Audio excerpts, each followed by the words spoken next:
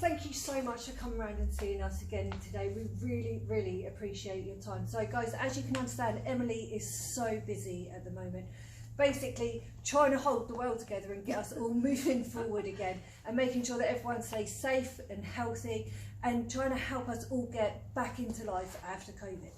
So Emily, you've had a busy day today already. We have. Thanks Kelly, and hello to everyone there. It's great to be able to come out and just be able to sit down for a couple of minutes for your students and members, just to be able to see from a government point of view what we're doing. So obviously I'm the local member for Joondalup. I sit in our state parliament, and obviously have been dealing with the issue of COVID, which has affected different parts of our community in different ways. Definitely the sentiment that we're in it together and trying to get through all of the health issues, and now getting business and training facilities back on track as well. I have just had a business forum this morning, with a virtual business forum. You did, and me and Sean were there. You did tune in, and we had Minister for Small Business, Paul Papalia, there for our northern suburbs colleagues to be able to interact with the business community. We know we've got the Joondalup Business Association and the Wanneroo Business Association, both really active up this way.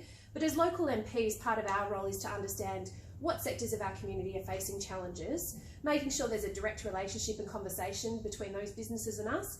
And I must say, small business are doing it really tough at the moment, and particularly as we start to look at the easing of restrictions, making sure that everyone's well set up and ready to go once we get back to life as normal. This is it, and I think listening to most of your questions, guys, one of the main things that people are really concerned about is that somebody else knows more than them, that somebody knows the date and they're going to be left behind. Because with the lash industry especially, clients book 2 weeks in advance, and so they've got pressure from their clients trying to book in, and obviously they're saying nope, because they don't want to get in trouble for even pre-booking in advance, because they don't know when they can open. And we've heard rumours of police going in and shutting people down, and police messaging people to set them up to see if they would give them an appointment. So I know a lot of people in the industry are scared that they're kind of being trapped into something.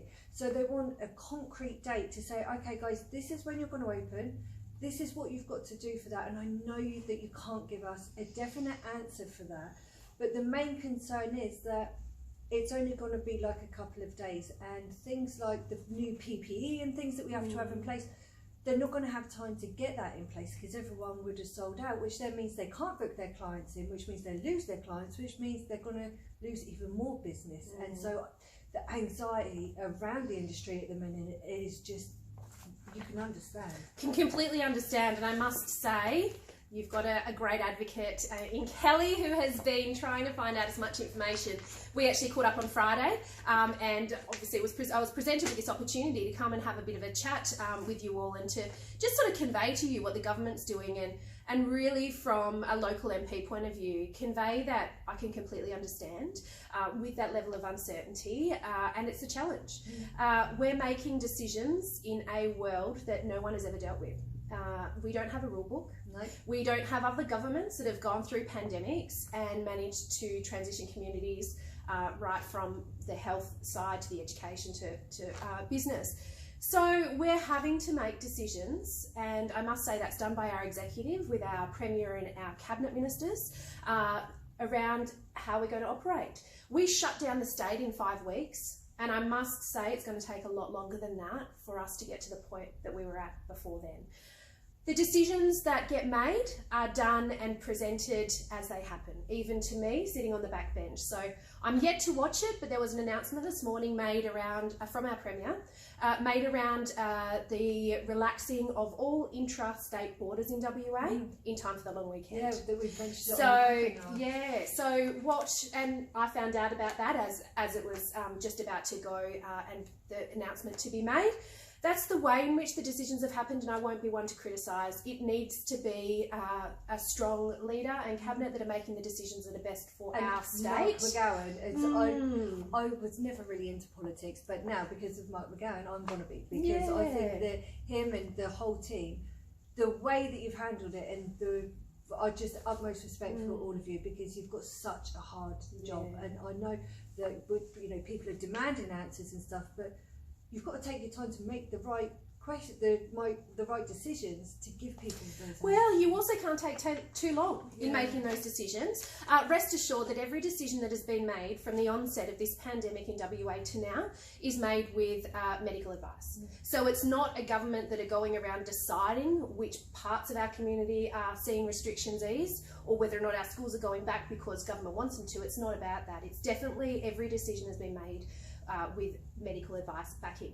So we've seen the announcement today come out around the intra-state borders, which is fantastic for our small businesses across the state. I know as we saw most recently, the southern borders were opened up. That then created the call for more, and we've got the advice now that that can happen, except for the Kimberley and the biosecurity area north of WA, and that will be dealt with as we start to look to what the Northern Territory is doing with their borders as well. But in terms of, I can completely understand wanting to know when, where and how, particularly the lash industry is going to be opened up. And unfortunately, I or the Premier or the Cabinet won't have those answers for you straight away. We know that we were tracking for an announcement around about the 15th of June to see whether or not where we are on our phases and our restrictions. I'm expecting that, or we've been told this morning from our Minister for Small Business, that the Premier will be making an announcement before the end of this week, perhaps on the weekend, around what it looks like for that transition. We're currently in phase 2 to phase 3 and what that will look like. So we have seen the steady increase in numbers for gatherings, for example, or we've seen some of the bars open if you're ordering, you can have a drink if you order a meal. So part of, and I can't tell you what's going to be in that announcement, and nor can the Minister, so you can be ready for that. So the announcement around the 15th has been brought forward a little bit, that we're expecting an announcement around that weekend to allow for travel around, for the long weekend, but also moving out of that. I think you mentioned before around how are you going to be ready to go? This is it, when the it's notice period. All I can say from my perspective is, you know what's going to happen, it's just when. We've been very lucky in WA to not have an increase in our number of people presenting with COVID. Now we're starting to see more people that have travelled returning home, but they're required to do the mandatory 2-week isolation in a hotel. We know where they are, they're not in community transmitting. There will be a time at which you can get back to business, and we're definitely tracking for an earlier relaxation of restrictions than was expected. So for that border around WA, for example, the Premier first came out and said around 6 months. That looks like it may be around about July potentially, depending how we continue to track. So from a business point of view, you can definitely start to gear up, at least on that time frame, albeit loose, and it's not week by week, to understand what you'll need to have when you open up. But I think you'll see that more information will come from that as well. So particularly around the hospitality sector, there was a requirement for regulations to be able to be COVID safe, extra precautions around social distancing and hygiene and things like that. So you can rest assured that there'll be some more information that will come out around that. I can't tell you what it is because it hasn't been released yet. But can you tell them where to hear it first and where to hear the full bout of what they actually need to know? Like, if they do need to put COVID plans into place, is there a template that they can download on a website somewhere that they fill in, or do they have to create their own one? Is there templates got to be in place of what information they need from their clients? Who do they look to say, right guys, rather than just waiting for an announcement on Facebook, is there maybe an email that they can subscribe to that's going to be sent out that says, hey guys, or maybe we can set one up. Maybe we can do that to say, this will be the date, this is what you need, here's some help and advice on how to get it. Definitely, Kelly, and I think part of it is making sure people understand, like yourselves, where to get the information. So there are some government websites, and I think what we'll possibly do is put that out via email after this conference, and I can detail all the information. I'm also very active on social media, Emily Hamilton MLA, providing updates that way, but also the main media outlets are running with the news live feeds as they happen with the announcements, but definitely there's a couple of government websites that will be really good.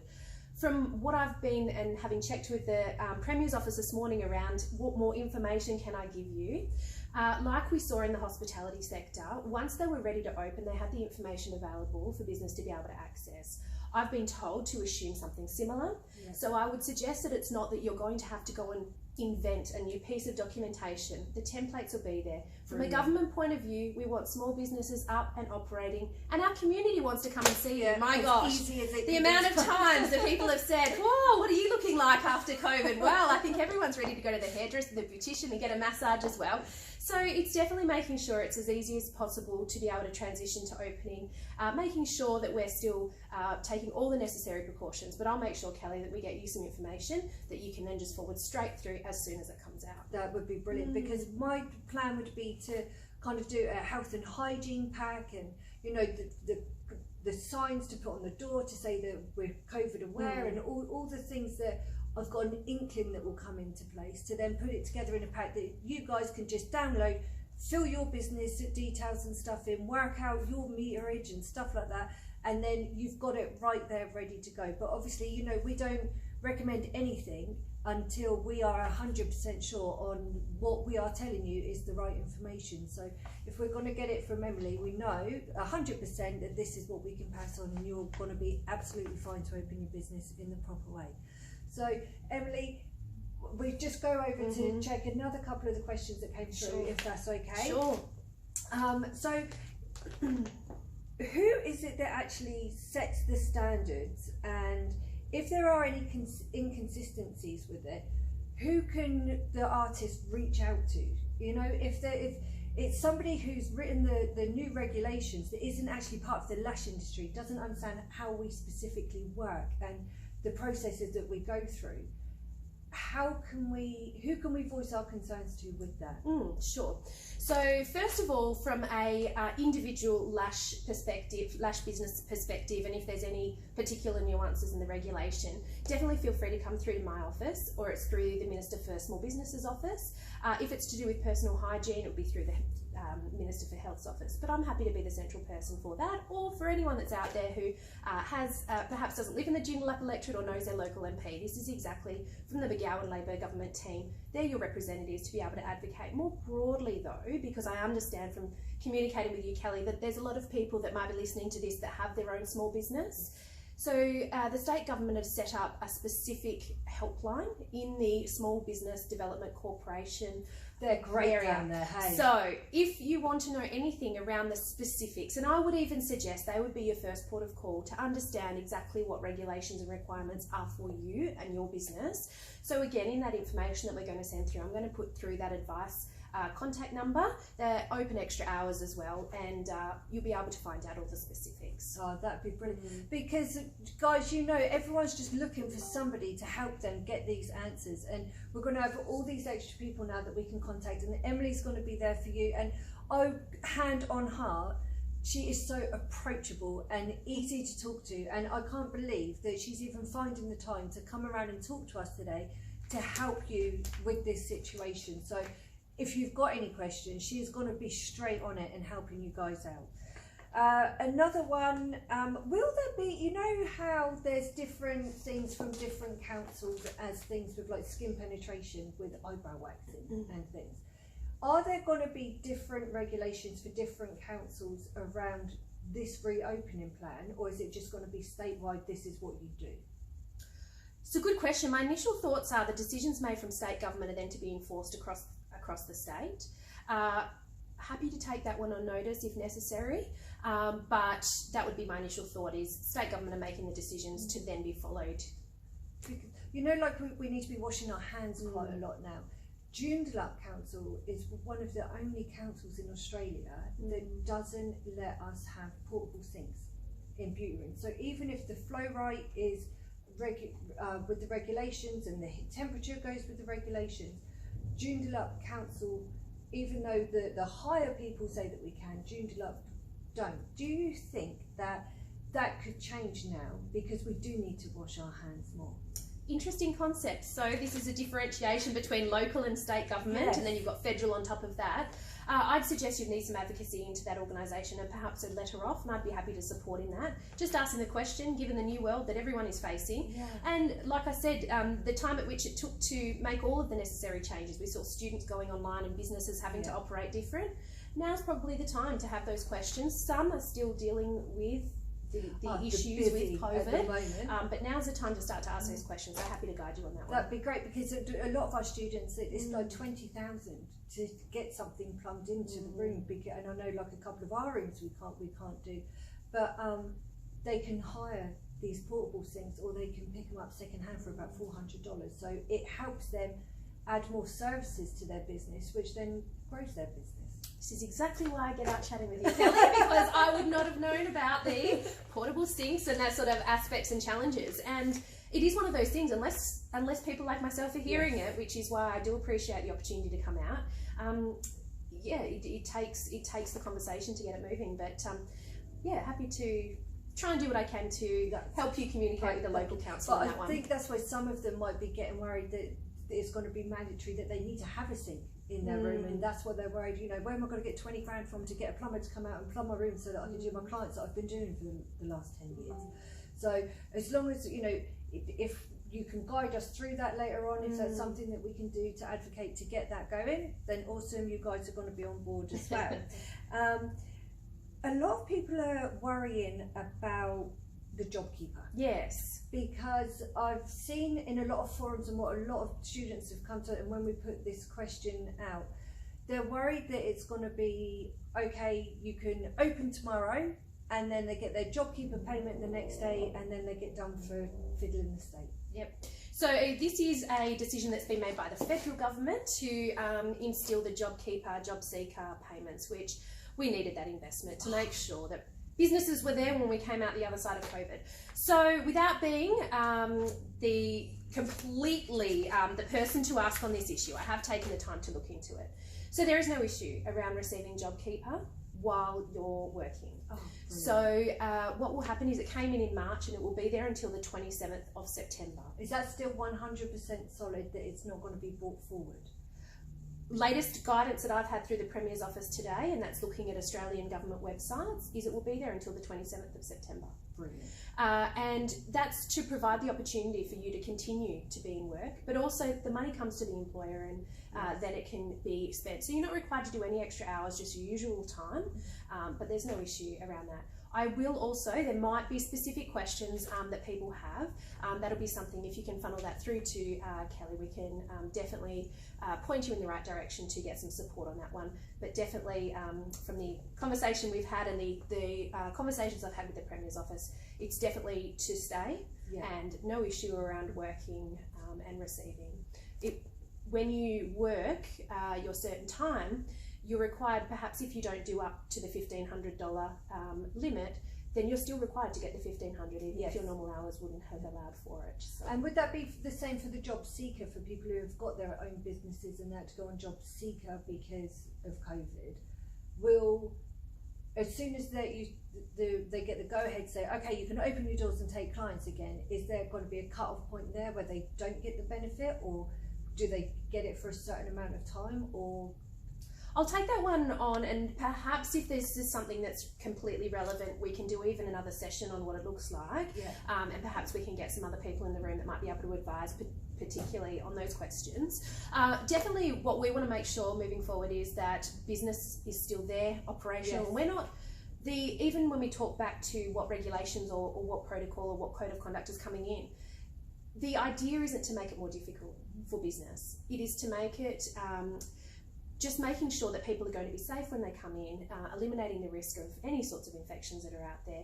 So with that in mind, it's not meant to be a difficult challenge. It's just about opening the business doors up again in a safe environment. And to be honest, I was really actually impressed with the way that you all handled shutting everything down anyway. You know, me and Sean had just been to Mexico talking at a conference, and we came back through LA airport, and I've been through there hundreds of times, and it's always busy. We went through and there's no one there. And I was like, something is happening. And then when we got home, we chose to self-quarantine, even though that didn't come in for a following week, just in case we had picked anything up anywhere else. And then all of a sudden, the realisation set in of what was happening, and we were like, we're going to lose our business. We can't work, we can't do this. And then you brought out the JobKeeper, and we were like, you know, because the main concern for us was the business, the team, keeping everyone in their jobs. And then that came out, and we were like, well, that's fine. Even though me and Sean don't get anything, the staff keep their jobs. So we can't do anything, we can't do any training, we can't sell any products because no one can do any one, but we can keep people in work, and we've got that chance when we get back again. And the way that that was put through was brilliant for us. We really appreciate the way that you've done it and how quick it was that came in. And I can understand and appreciate the enormity of everything that you're trying to do. And I think that the way things have been handled, I'm really impressed with it anyway. And I think that going forward to opening up, you are going to be doing everything the right way, making sure everyone's health and safety is in place. It's just people are worried they're going to be the last to know something. Completely understand. Yeah, I can completely understand. And it is one of the challenges, and we've seen it from the very early onset, from when we started to deal with the COVID situation in community, that we've had to make difficult decisions. And I know for the Premier, Mark McGowan, to, you know, it's kept him awake, trying to think about logistically shutting a state down. And more so, you start to look at countries and world and things like that. What we've done is made sure, and our complete focus as a state government is to make sure we have a hard border in, and we can look after our community, support our small businesses to get back on their feet post-COVID. And that's what we're starting to see now. Our numbers, you know, making those hard decisions very early on about shutting business and shutting people, you know, shutting the events and activities where people were meeting down was not an easy decision to be made. But we're seeing the benefits now of being able to start to ease restrictions sooner than anyone could have predicted and under medical advice to get us back on track again. And so it is one of those challenging, difficult situations, and as a government we've always said none of this is perfect, none of it has been done before. No, but where you were so supportive during it, you're going to be supportive afterwards as well. And getting to actually sit down and talk with you and taking part in the webinar, I know that you're concerned about this, and I know any question that we've got, any issue that we need, any voice that we need to be heard, we can reach out to you, and you're going to help us with it to the best of your ability. Yeah, that's exactly right. And I mean, more so than just me, I mean, we're part of a team, but from the Premier's point of view, and we heard through the Small Business Minister this morning, we want to get community sentiment back with the confidence that they had prior, make sure people are interacting with communities, you know, supporting small businesses. We will see, with the easing of restrictions, a large amount of money put into advocating for tourism opportunities for people to be able to holiday in WA. And that goes more broadly, that the small businesses that are going to benefit will start to take place there. I just want to rest assured that you're not missing out on anything. The information is, I mean, this is why I come out and do these sorts of things. We are literally getting the information the day the announcements are made, and you as a business owner or as a student or just a community member are going to be receiving the same information as everyone else around you at exactly the same time. So there's no sector, even in the beauty side or a lash business, that are going to be finding out information before you are.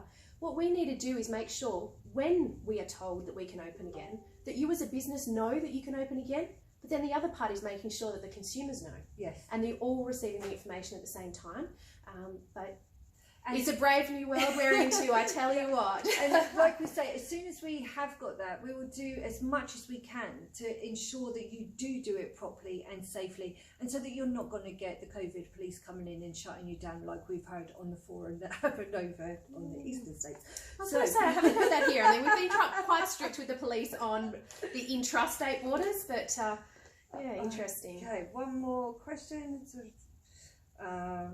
Okay, so back to the health and hygiene, what is going to be needed for that, and like the COVID signage and stuff, we've already covered that, and whatever does come out, we're going to get it straight out to people as quick as we can.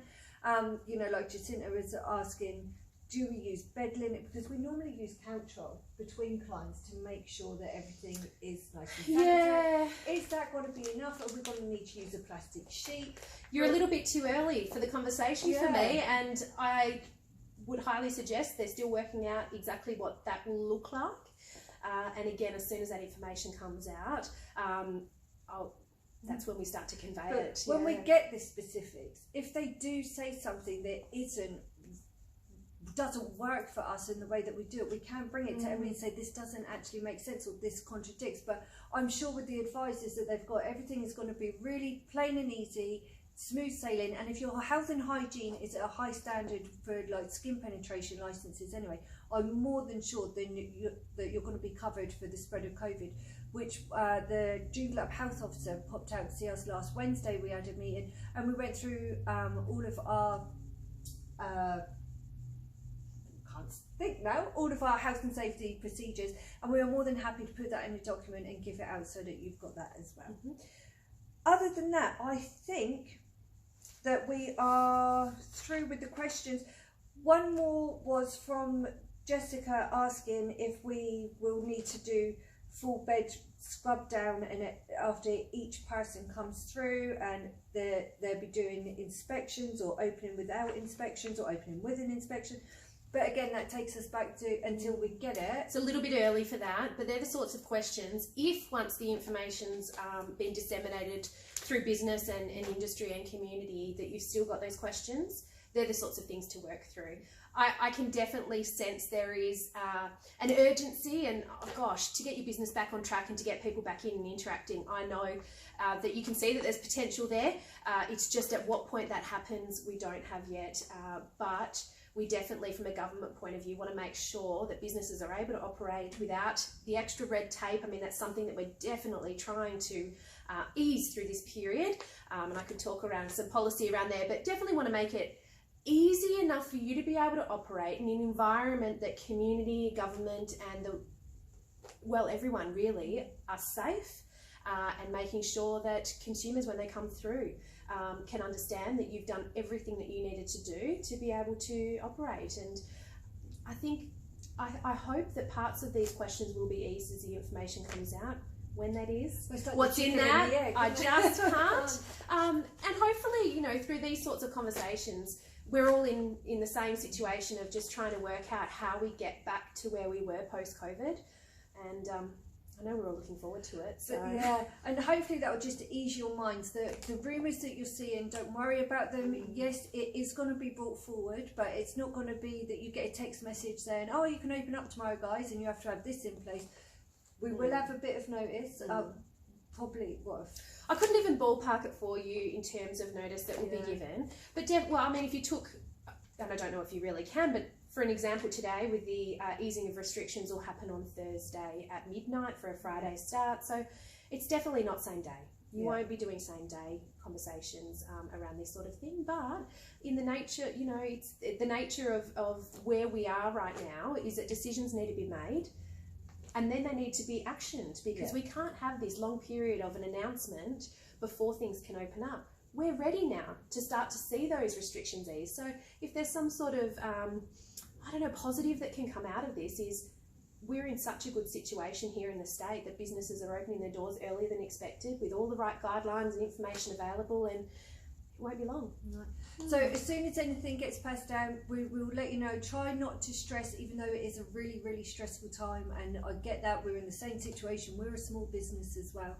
But you don't have to worry about misleading information on social media or anything. As soon as anything comes out, look out for all the lives that all the top dogs are doing, and get the information. And I know, like me, I'm not very academic. They use long words I don't understand a lot, but I can break it down and make it nice and easy to go through when we do give these packs and documents and things out to help you with the checklist of opening back up. Emily, is there anything you would like to add? No, other than thank you all for listening. I really do appreciate the opportunity to come and have a chat with you and know that you're invested in your industry. And I look forward to continuing to be in touch. And yeah, it's been lovely chatting with you. Thanks for your support, Kelly. Thank you so much for all of your time, not only today and Friday, but the phone calls, the emails, and the webinars and things. I think you're amazing, and I really, really want to thank you for all of your help. And I know that you are going to be there to support all of these people through any help they need at all going forward. And I'll put your email address on this video as well. Get in touch, and then we can work out that we get the right information. And follow Emily on Facebook. And even if you're not in Joondalup, she can help you, put you in touch with anyone that is in your area that you may need to talk to.